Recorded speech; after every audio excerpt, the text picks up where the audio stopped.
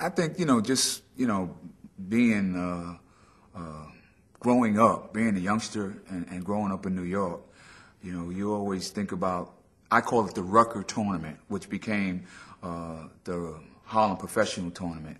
And first of all, being, a spectator, watching guys, and they're not that much older than me, and I don't want to put anybody on the spot, like Connie Hawkins, Wilt Chamberlain, M. Bryant, Lenny Wilkins, watching those guys play in that type of forum for free, just, displaying their talents. But then you had guys that, from Brooklyn and the Bronx that played against those guys that never played in the NBA and, really held their own, like the Czar, and just different guys that played in the NBA, and I mean that did not play in the NBA. But I think that the competition and the level of competition was just like just awesome for me, because when you get to play in the NBA, you get to play against some of the world's you're talking about greatest athletes. And then when you go back into kind of your community and play against guys who are really street legends who never got a chance to play in the NBA, the competition was fearsome. You're talking about Pee Wee Kirkland, Joe Hammond, Julius the Dr. Irving, who played with the West Siders. It was just like playing in the NBA, but really playing outdoors. I think that when I first came in, and I don't know about the other guys as far as rookies are concerned, I didn't know where I was going to fit.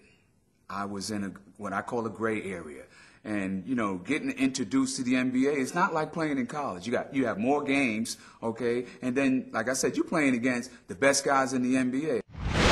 When you look at TV and you get to see some of the great players before you get there, and I didn't even know I was going to be there. Jerry West, you're talking about Oscar Robertson, Earl Monroe, who was with the Baltimore Bullets, okay? You're talking about Clyde, but before Clyde, there was Dick Barnett and those guys. You see those guys, and when you see them in the all-star setting, you say, wow, man, I wish I could be in that type of setting. I got a chance to play against Wilt, but I knew Wilt when I was growing up in New York, because everybody thinks, well, Wilt was Philadelphia. Wilt was from Philadelphia, but he was always in New York City, because Wilt had a restaurant type of bar called Small's Paradise. So he was always playing Rucker, Baker League, and stuff like that. So I got a chance to meet him. Willis Reed and those guys were doing stuff with the Knicks, with Parks Department. So when you see those guys, I think that there's a different type of connection than seeing those guys on television. You can touch those guys. They're live, and you can talk to those guys. And that's why a lot of us, okay, and maybe you could call us old school, know about those guys, because you start reading about those guys. You start understanding how those guys have that passion to go out and play, and also come in your community and help others and try to, keep that so-called ball and that torch lit for everybody else.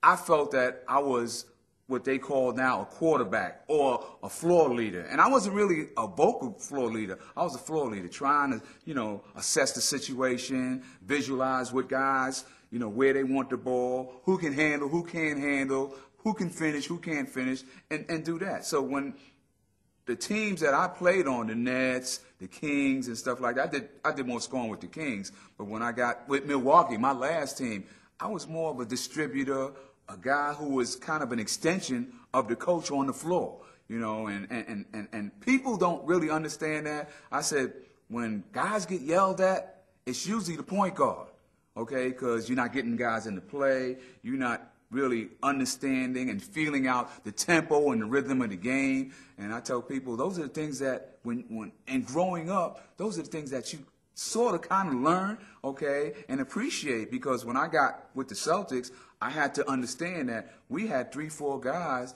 that needed, okay, maybe not your leadership, but needed the ball at certain times. And you had to pick and choose your poison. Okay, Larry, when he got the ball, he made things happen, because I think one of the announcers says he's probably the first point forward that ever existed in the game. Well, I differ. I think you're talking about Elgin Baylor, Rick Barry, who were forwards, but point people that made things happen.